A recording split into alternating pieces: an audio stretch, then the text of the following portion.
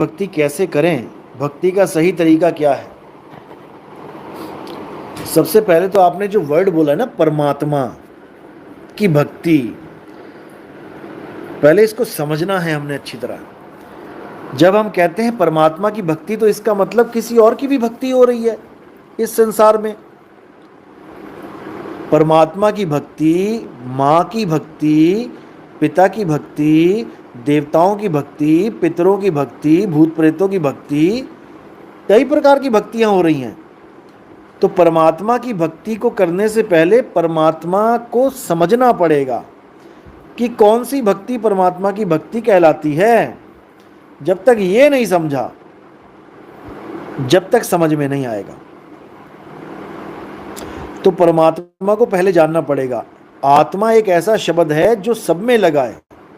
विश्वात्मा, जिसको हम ब्रह्म कह देते हैं, जीवात्मा, जिसको हम जीव कहते हैं, परमात्मा, जिसको हम अचल अविनाशी अखंड कहते हैं, उसके नाम के आगे परम लगा है।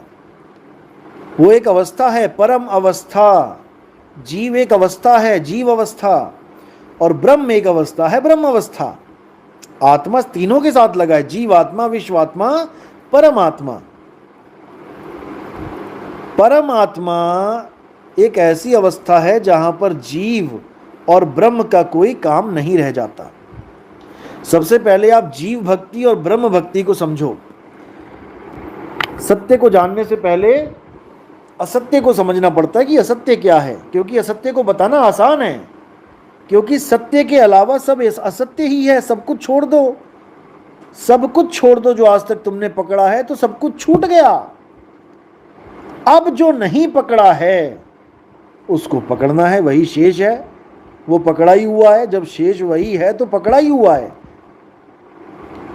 अपने आप को जानना है तो जो तुमने जान रखा है सबको छोड़ दो। शेष क्या बचा? शेष तुम बचे, उसको जान लो।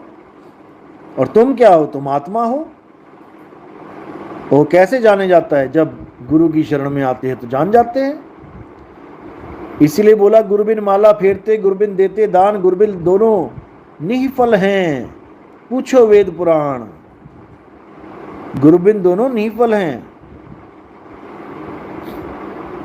तो सत्य को जानना है तो पहले गुरु को समझना पड़ेगा, तब बात बनेगी। तो परमात्मा की भक्ति करना बहुत आसान है, लेकिन हम समझ ही नहीं पा रहे परमात्मा है क्या, कैसे भक्ति करें, इसलिए बहुत मुश्किल है।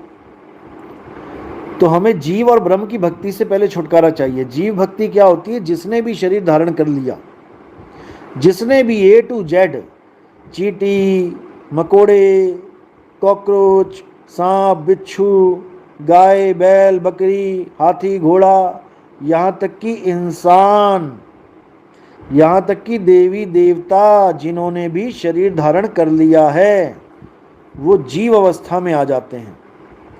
यानी वो देह रूप में आ जाते हैं, देह धारण कर लेते हैं, वो जीव कहलाते हैं। सोहंग ब्रह्मा सोहंग विष्णु, ये सत्संग मैंने जो कर रखा है, आप इसको समझो। 76 नंबर है शायद ये। 76 नंबर इसका क्यों रखा था? पंजाबी में छित्तर कहते हैं, छित्तर, छित्तर पढ़ना। तो ये बहुत इंपॉर्टेंट सत्संग है, इसीलिए मैंने इसका नंबर 76 रखा था, ताकि मुझे याद रहे कि ये सुनते ही छित्तर पढ़ेंगे जितने भी अज्ञानी हैं, उनके अज्ञान पे। ये सत्संग अज्ञान को छित्तर मारता है, इसलिए इसका नाम 76 रखा है मैंने नंबर। तो आप उसको जरूर सुने। 76 नंबर में आपको हर चीज समझ में आ जाएगी कि सोहंग जीव क्या क्या है, सारा बता रखा है। सोहंग गौ, सोहंग सूर, सब बोल रखा है उसमें। तो पहले तो सोहंग की भक्ति छोड़नी है। जितने भी ये जीव अवस्था वाले हैं, इसको छोड़ना है। उसके बाद शिव अवस्था में आ जाओ। उसमें कौन है? उसमें ब्रह्म है।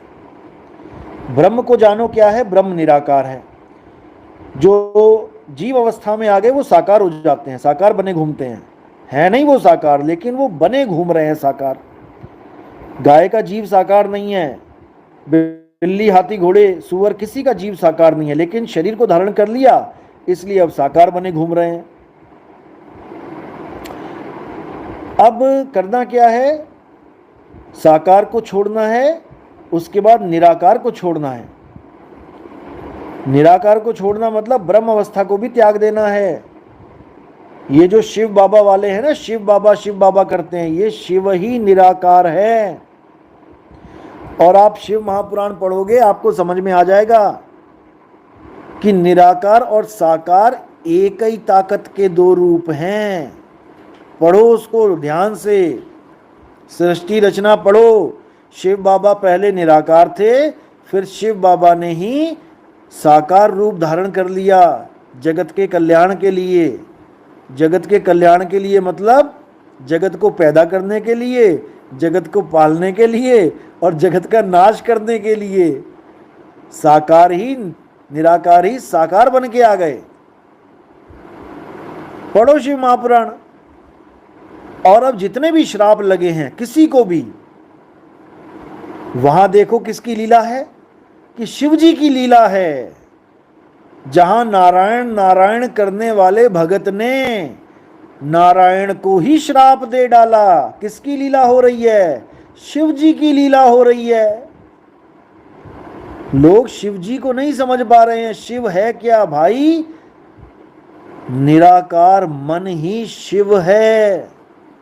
उसी को अलख निरंजन बोला गया है, उसको कोई लख नहीं सकता, लेकिन सब उसी के जाल में है।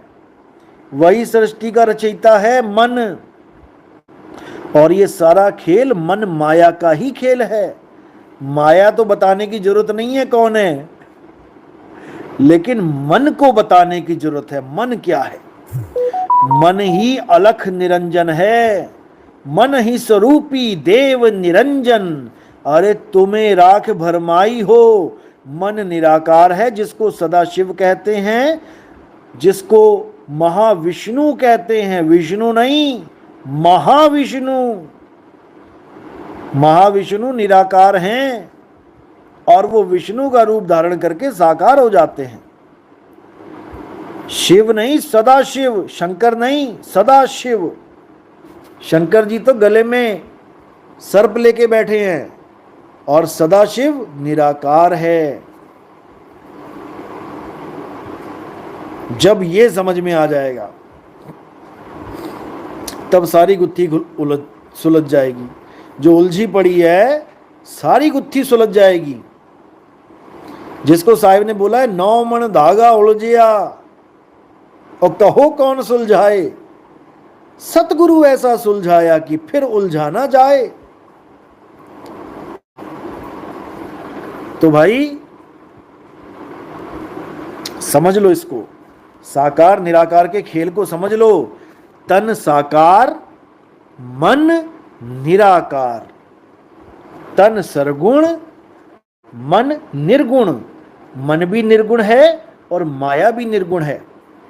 मन और माया एको हैं, एको, अलग अलग नहीं है। मन भी निराकार है, माया भी निराकार है। निराकार निर्गुण है माया। वाणी पढ़ो।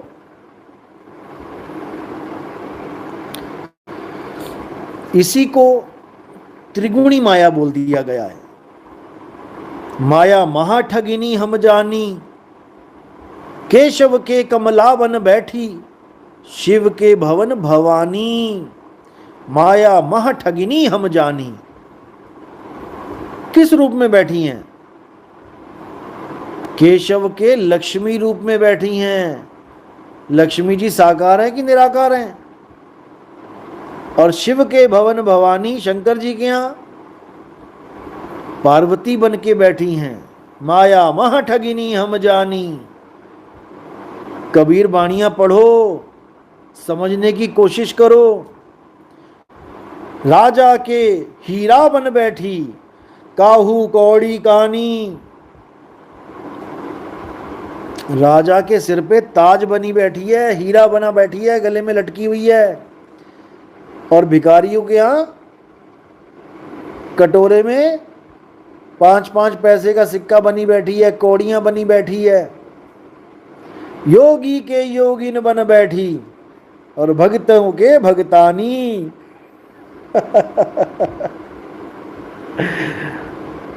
जो योगी योग कर रहा है ना, वो माया ही है। प्राण योग, हठ योग, कुंडलिनी योग, ये माया ही है। क्योंकि काया माया एक को जान। इस काया की जो भक्ति कर रहे हैं वो माया की भक्ति कर रहे हैं। एक को जान, एक को ही है। साहिब ने भी बोला, देही ज्ञान सब जगत बखाने और विदेही ज्ञान कोई बिरला जाने। विदेही ज्ञान कोई बिरला ही जानेगा और देही ज्ञान यानी माया का ज्ञान सारा जगत बखानेगा। और माया का ज्ञान तुम्हें माया में ही लेके जाएगा, काया का ज्ञान तुम्हें काया में ही लेके जाएगा। बच के दिखा देना। अब कई भगत कहते हैं, फोन आता है, बताते हैं कि आप हमें सपने में आते हो, हम निहाल हो जाते हैं। भाई क्या सपने में आया है, पहले समझो इसको। तुमने क्या देखा सपने में? तुमने देह देखी, शरीर देखा। तो क्या मुझे शरीर मानते हो आप? अगर आप मुझे शरीर मानते हो तब तो ठीक है भाई, सपने में दिखा तो आप निहाल हो जाओ। लेकिन जब आपको मैं 1000 बार बोल चुका हूं कि मैं शरीर हूं ही नहीं, शरीर तो मैं यही छोड़ दूंगा, देख लेना, यही पड़ा होगा कहीं पे। मैं थोड़ी नहीं पड़ा हूंगा, मुझे रोक के दिखाए कोई।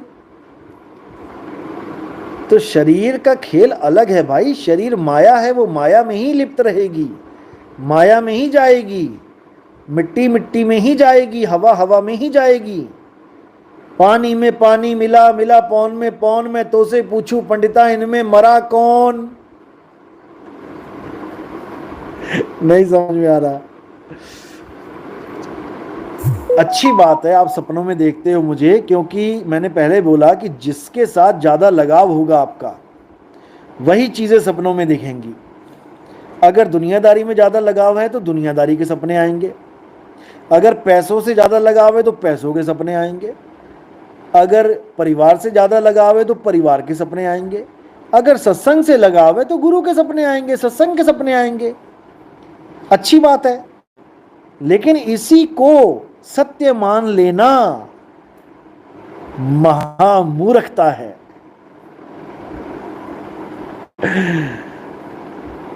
ये एक पड़ाव है, क्योंकि गुरु से प्रेम नहीं होगा तो गुरु के कहने से प्रेम कब होगा? कृष्ण जी से प्रेम नहीं होगा तो गीता से कब प्रेम होगा? वो उसकी कही हुई बातें हैं। अल्लाह से प्रेम नहीं होगा तो कुरान से प्रेम कैसे होगा? तो पहले हमें गुरु से प्रेम करना है और फिर अपने आप ही प्रेम होता चला जाएगा।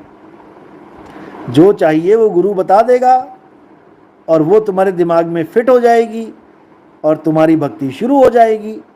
लेकिन तुम केवल गुरु के पास जाने को ही कह दो कि अब जी हो गया काम हमारा। तो अरे भाई, गुरु तो शुरुआत है,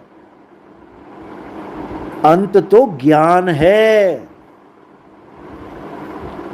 गुरु धारण करने का जो लास्ट चरण है वो ज्ञान है, बोध है। गुरु बना के बैठ गए, बोध हुआ नहीं तो क्या फायदा उसका?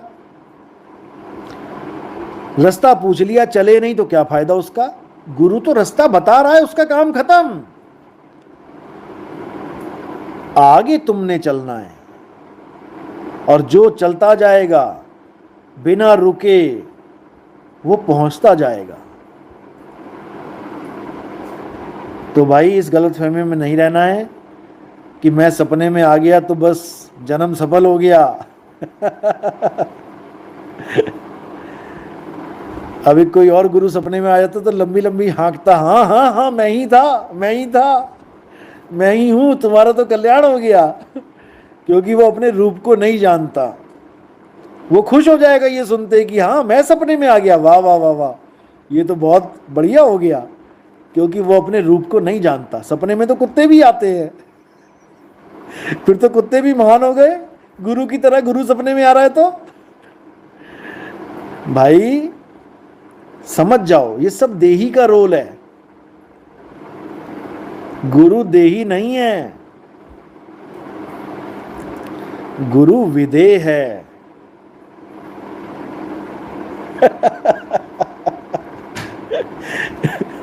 चलो, परमात्मा थोड़ी और बुद्धि विवेक बढ़ाए।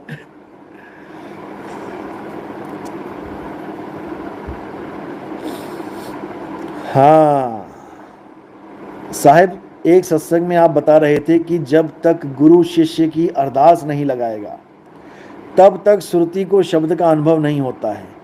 तो ये अरदास गुरु कब लगाता है? गुरु तो अरदास लगाता ही है, समझ लो। यानी वकील तो ये कहता ही है जज से कि मिलॉर्ड मेरे मुवक्किल को छोड़ दिया जाए, बख्श दिया जाए, वो तो कहता ही है। लेकिन जो बंदा खड़ा है कटघरे में, अब वो एक नंबर का ड्रामेबाज है। वो जज के सामने ऐसी हरकतें कर रहा है कि जज परेशान हो गया कि यार इसको छोड़ा जाएगी, इसको और दबाया जाए, और 2-4 साल की बढ़ा दी जाए इसकी। यानी गुरु तो अरदास लगाता है, लेकिन सिलेक्शन परमात्मा करता है कि किसको छोड़ा जाए। ये नहीं है कि गुरु ने अरदास लगाई परमात्मा मानता नहीं, सब कुछ जानता है वो, लेकिन वो ये देखता है कि इस जन्म में इसको छोड़ा जाए कि नहीं छोड़ा जाए, क्योंकि ये तो गुरु से भी आगे निकला पड़ा है। गुरु की भी अरदास को ये झूठा करने में लगा हुआ है। इस पंथ में कई तरह के लोग आते हैं, याद रखो। जो इस पंथ में अपनी मुक्ति करवाने आया, क्योंकि सब फंसे पड़े हैं, सबको 84 हुई पड़ी है, एक भी नहीं बचेगा, याद रखना। तो गुरु ने अरदास लगा दी, गुरु ने अरदास लगाई उसको बेचारा बना के कि हे परमात्मा इस बेचारे को इस भवसागर से निकालो। अब वो बेचारा अपने आप को बेचारा मान ही नहीं रहा है, वो तो कह रहा है मैं खुद गुरु बन जाऊंगा, यहाँ पे मैं लोगों को मुक्त कर दूंगा, मैं बताता हूं ध्यान कैसे करते हैं, मैं सुरती जुड़वा देता हूं तुम्हारी। फिर उसकी अरदास इस जन्म में तो पूरी नहीं होने वाली। भूल जाना, भूल जाना, भूल जाना कि इस जन्म में तुम निकल जाओगे। ये पंथ किसी को गुरु बनाने के लिए उजागर नहीं हुआ है, याद रखना इस बात को। ये पंथ उन गुरुओं की मुक्ति के लिए हुआ है उजागर, जो लोगों की मुक्तियों का ठेका लेके बैठे हैं, जो लोगों को मुक्त कराने के लिए गुरु बन के बैठे हैं। उनकी मुक्ति का इंतजाम है इस पंथ में, याद रखना। ये किसी नए आदमी को नया गुरु बनाने के लिए उजागर नहीं हुआ है कि कोई सोचे कि इस ज्ञान की कॉपी करके या हमारा सत्संग लोगों को दे दे के गुरु खुद बन जाओगे। गलत फहमी में मत रहना, ऐसी 84 में ठोके जाओगे कि दोबारा निकल नहीं पाओगे उस दलदल से। और इसके ऊपर मैं सत्संग भी करूंगा। अभी सत्संग खत्म नहीं हो गए कि तुम सोचो सत्संग खत्म हो गए। सत्संग को तो एक ब्रेक दिया गया, रोका गया कुछ दिनों के लिए, क्योंकि ये नकली गुरुआ जितने भी हमारे सत्संग सुन सुन के हमें ही सुना रहे हैं, इसीलिए ब्रेक लगाई है। और देखो ब्रेक लगाती सबकी ब्रेक लगी हुई है। कोई सत्संग डाल भी रहा है तो वही घिसी पिटी पुरानी बातें डाल रहा है, एक भी नई बात नहीं बोल पा रहा है। क्यों नहीं बोल पा रहा है? क्योंकि हमने बोलना शांत किया हुआ है अभी।